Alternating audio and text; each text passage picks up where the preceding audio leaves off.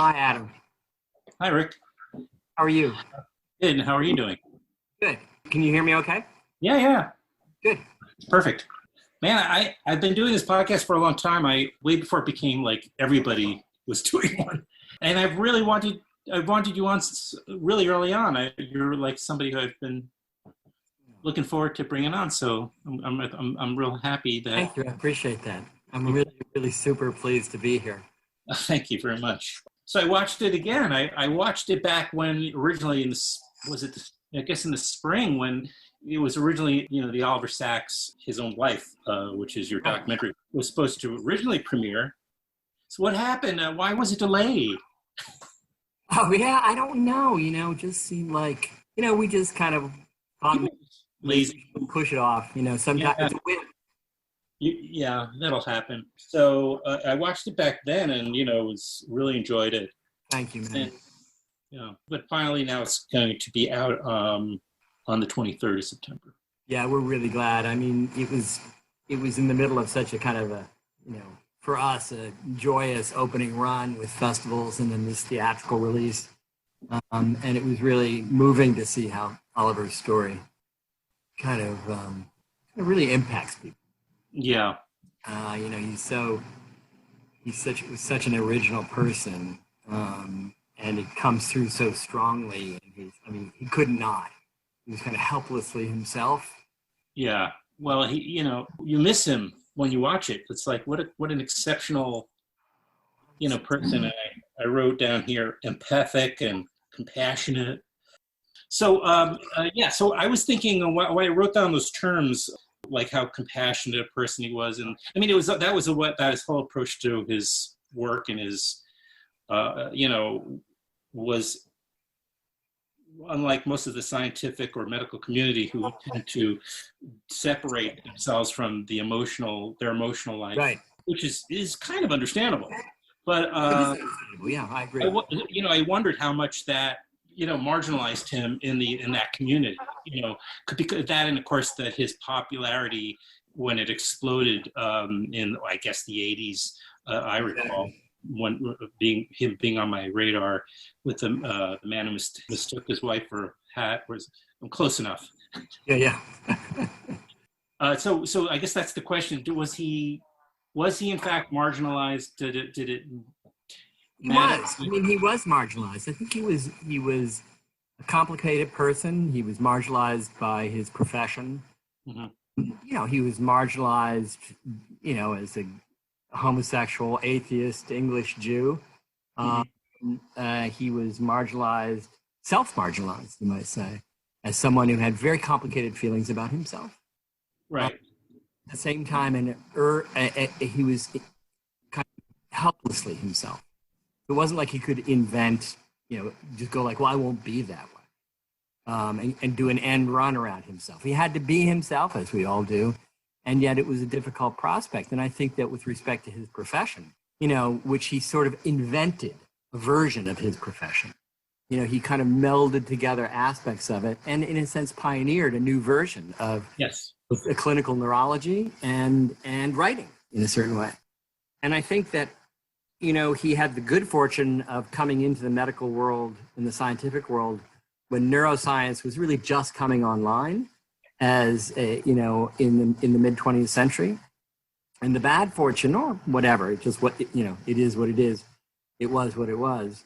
To have, come online when subjectivity, consciousness, what it is to be inward and have an interior self, which is to say to be a person, we're considered really not susceptible to scientific inquiry.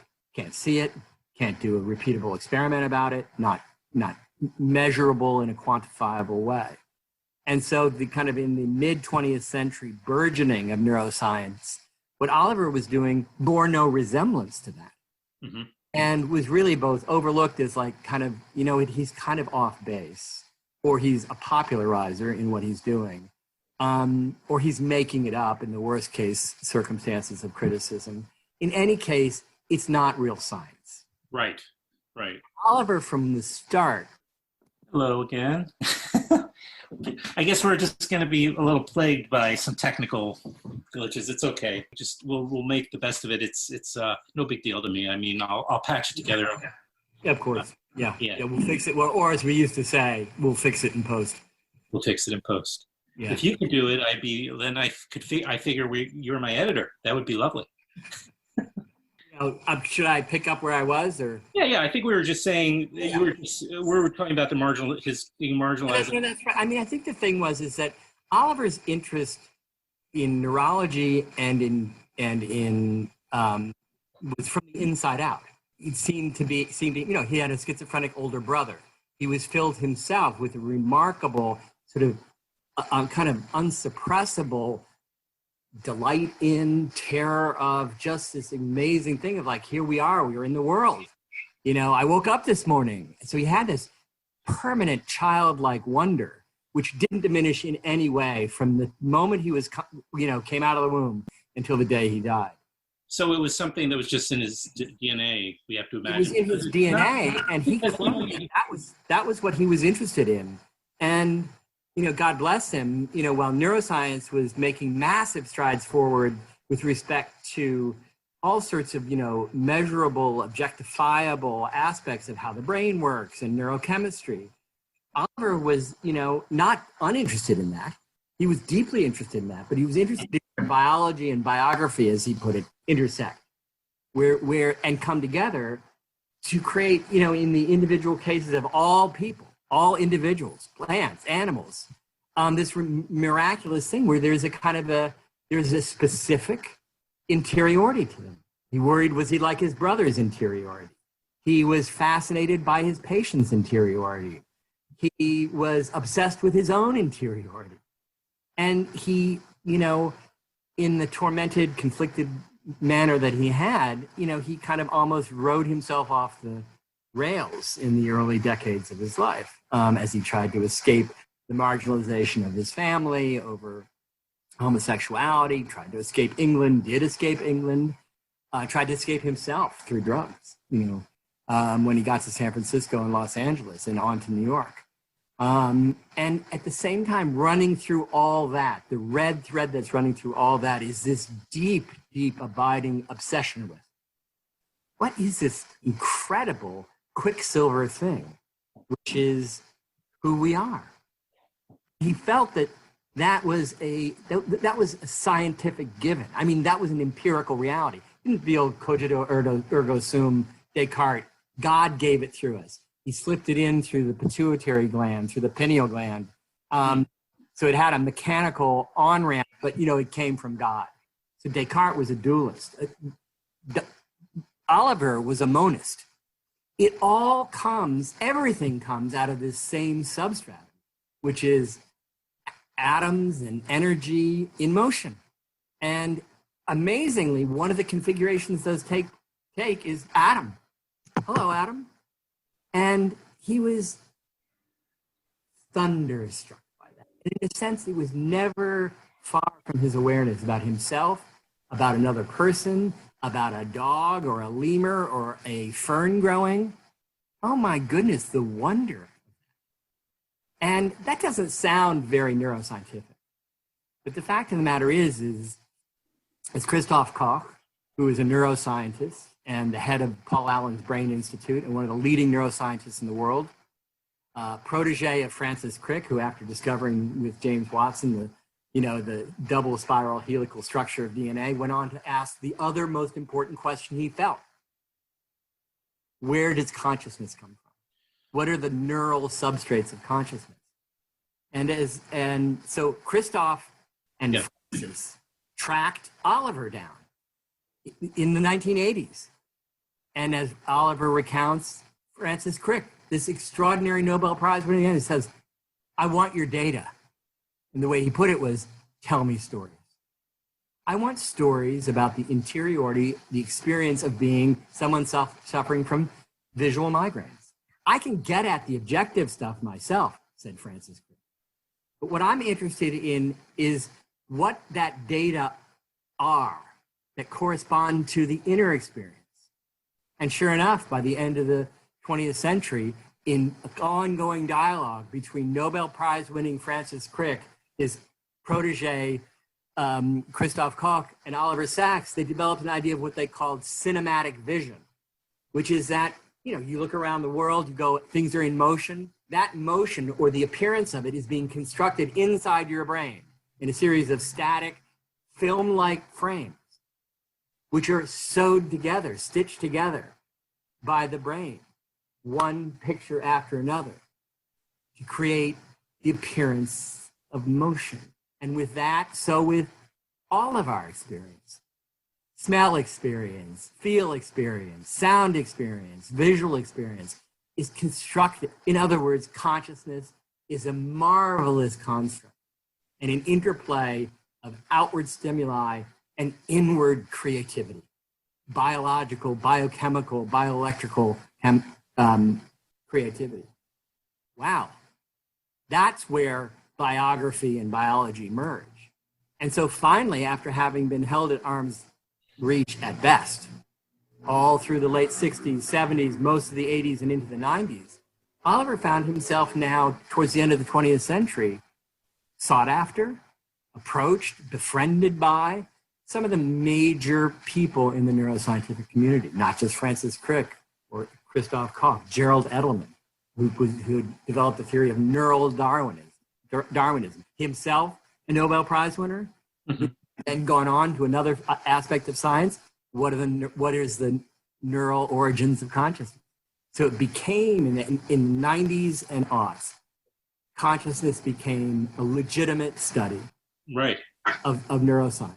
And now it's kind of, no one would ignore it. Now it is like one of the going things. Where do you suppose Freud's analysis of dreams falls into that, though? Wasn't he kind of doing something a little bit? Freud, that's so interesting. Freud was such a massive precursor to this. And Freud knew that, in the late 19th and early 20th century, the state of empirical science, just what you could actually reach in and find out about neurons, their interconnection, neural networks. What you could see under a microscope, what you can put on could not see it under a microscope. Yeah. And so, in fact, and Freud said, he said in the 1920s, there will come a time when everything I've said in the interpretation of dreams, in all my work, will be rewritten into a kind of a more concrete scientific language. But for now, I'm deeply interested in this thing called experience. And that's what he is. He was a scientist of experience. How do I interpret dreams? What is the structure that I can imagine they unfold within? What's the structure of consciousness? Superego, ego, id. I mean, all of that is, very much a 19th and early 20th century Freudian way of thinking about it. Oliver was versed in that as well, and in a sense continued that 19th century Freudian tradition, which was itself, case studies were, crucial to it. The story of O, Anna O, that's Freud's man who mistook his wife for a hat. Mm-hmm. And then it kind of went through a sleep during the mid-20th century, during which a young kid from North London woke up and went like, whoa, I'm still interested in, Anna O. I'm still interested in the Wolfman.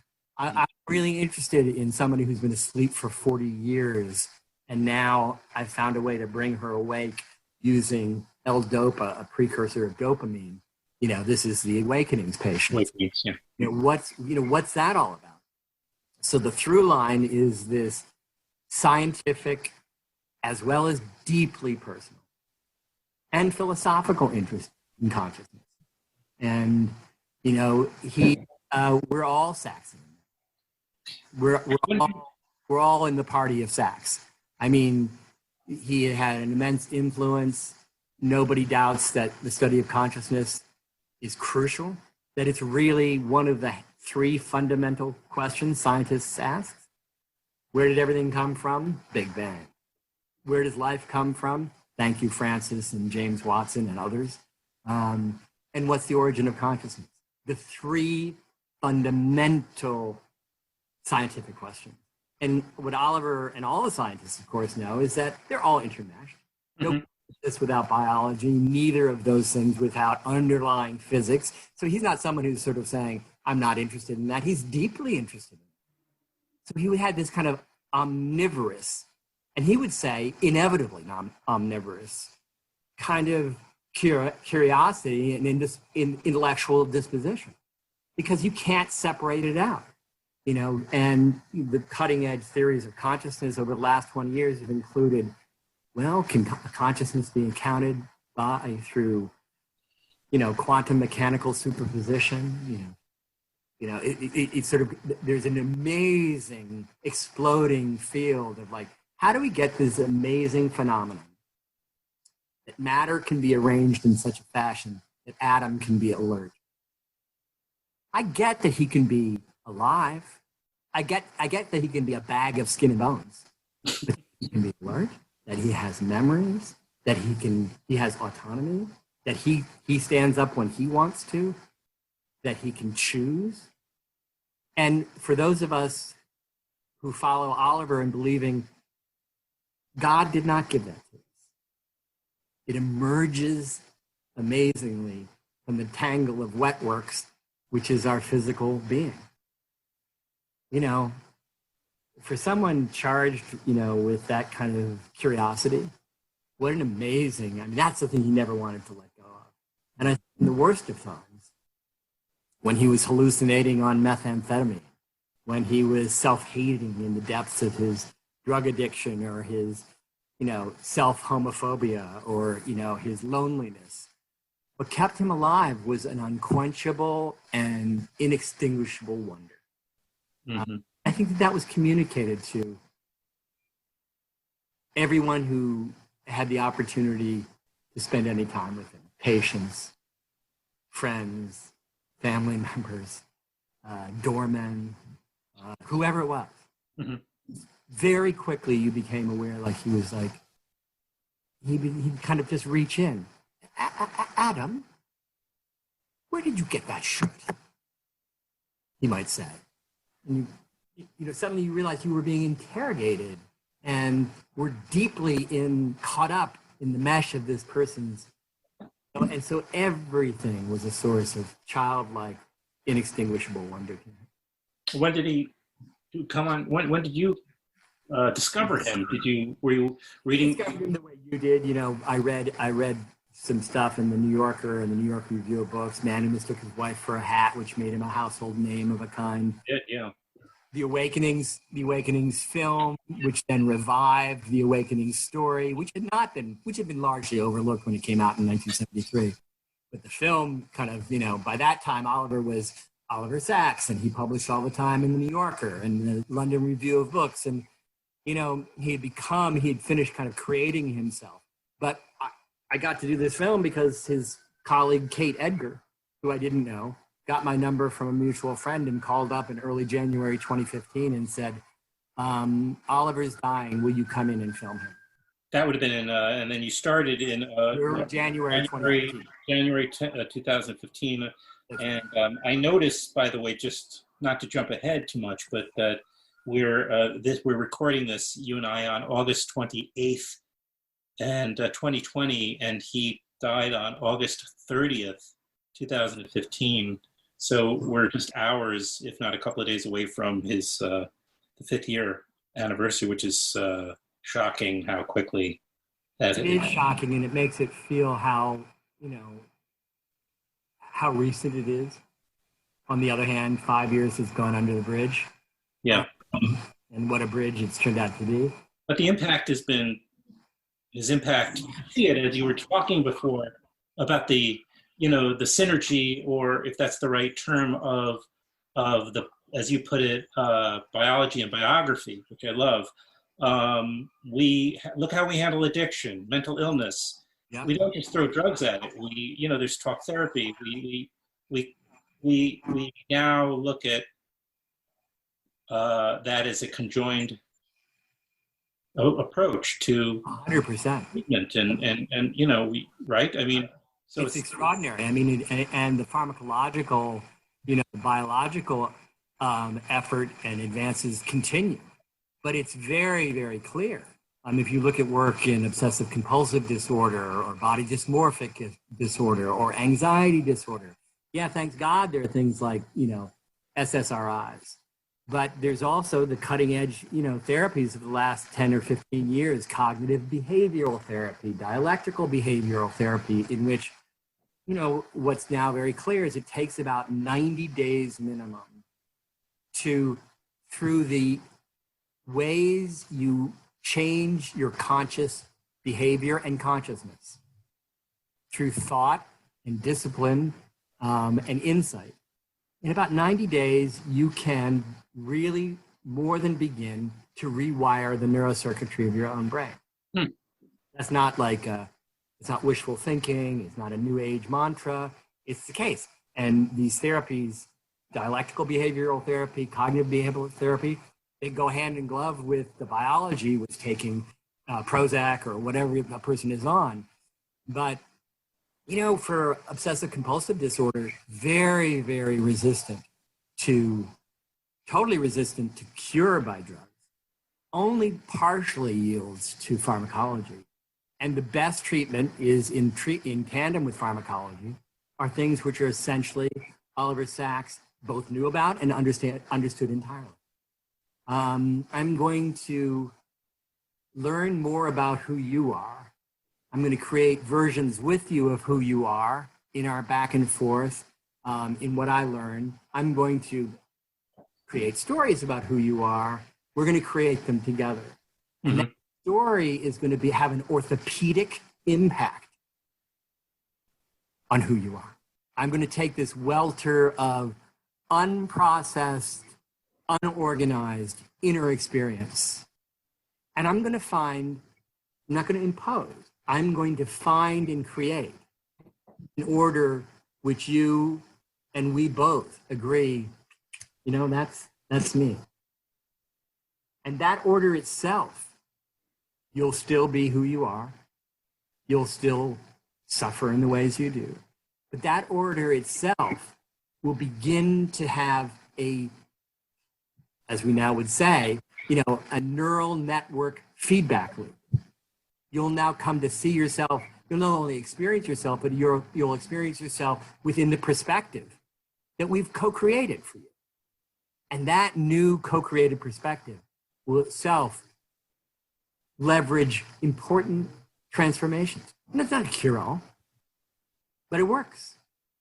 In other words, what we might say, you can philosophically come to terms with yourself and find yourself at peace. That's not merely accepting the status quo. It's also changing the status quo, seeing it from a certain point of view. And all that process involves working your neural networks, and in so working them, changing them. And they don't run in the same order when you're finished that process as they did in the beginning. That's a science, the science of, neural consciousness. That's a science which absolutely requires every piece of biological insight we can possibly have, but also requires this crucial component, which is attention, awareness, experience, memory, repetition, free will.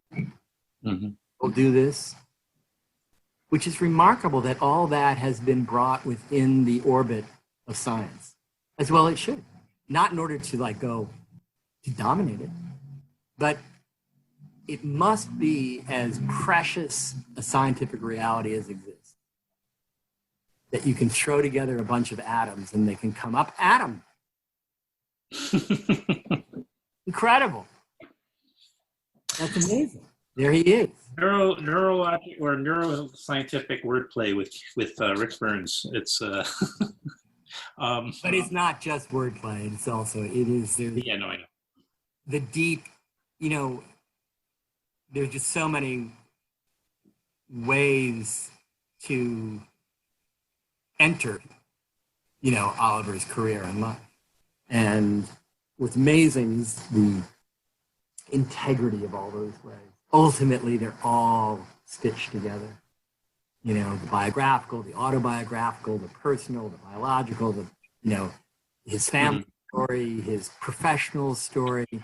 There's a remarkable coherence, which is one of the beautiful things, I think, about the life of someone like Oliver Sacks, that that it kind of, there's a shape to it and a coherence to it. It all coheres around this phenomenal, and ultimately phenomenological reality, which is, I don't want to call it a miracle, just the fact of subjective experience, which maybe we'll look back and see the period that went from Freud through the early part of the 21st century as the dawning of the age of a scientific understanding of consciousness. Mm-hmm. And Freud was clearly the great pioneer. Right. And but I have no doubt that among the important people whose names will be remembered in this regard, Oliver's will be in there. Sure. It's a science we're never going to leave behind. So you had to really work quick with him, not knowing how much time you would have ultimately. So you basically shot 80 hours. 80 to 90 hours, yeah. In you hit the ground running, it sounds like. We did 5 12-hour days between February 9th and February 13th in 2015, and then saw him for a couple more days in April and a couple more days in June. And spoke in between, but those are the days we filmed on, and shot in his apartment for 5 days, and then we're out in places that were important to him: New York Botanical Gardens, in the Bronx. In the Bronx, right? And which was very near Beth Abraham, which is where he right, the Awakenings Hospital, and an incredible sort of hospice and residence in Queens, where he'd done an enormous amount of work as a consulting neurologist. Seeing him with patients, seeing him with old friends, and it was funny. We were always with other people when we were with him. It was always there was a posse. Was that okay with you, or did you want to have a little time alone with him at any point? You could get it in the sense that we could then kind of like just push things away and go, lean in a bit. And, there's much of the film in which you wouldn't even be aware that other people are there. The extensive filming in his apartment, half of that is as intimate as a one-on-one interview. And it turned out when you widened out, there was a small cohort of people who changed across the 5 days. But that was also, I think, not only not minding it, it was taking Oliver as we found him.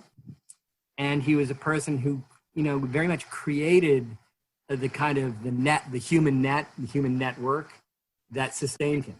He never had children, but he had an amazing cohort of people, patients, colleagues, friends, family members, who, people he'd run into on the street. There was a kind of, I don't want to in any sense say random, but there was a massive, exhilarating eclecticness to the people who Oliver gathered around him or who were drawn to him. And it was apparent there was never any kind of like, now's the time for the specialists. When you went to dinner at Oliver's house, it was, a Nobel Prize winning scientist and Shane Fistel, a Touretter from Toronto. And he had his doorman come in and sit down for an hour and eat. And Kate, and later in life, Kate Edgar, his 35-year-long partner, editor, publisher, chief of staff, everything. As Isabel Rapin, a neurologist, said of Kate Edgar, she was his everything to him. And so there was this wonderful way in which in the small way in which, his social circle reproduced his way of being in the world.